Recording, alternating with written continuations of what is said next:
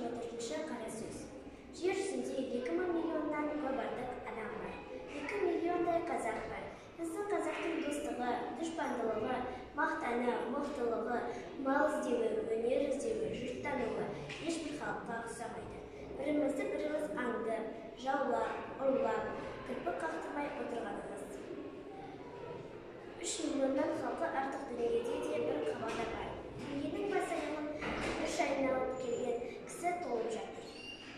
Біздер жер жүзіндегі жұрттың қоры болып, бірімізді біріміз аңдып өтеміз бе? Жоқ, қазақ ортасында да ұрлық, өтірік, өсек, қастық қылып, өнерлі малды түзден, бөтен жақтан түзу жолмен іздеп, өрістерлік күн болар ма екен? Әй, не болсын? 100 қараға 200 кісі сұғын қадап жүр ғой. Бірін-бірі құртпай, құрымай, тыныш таба ма?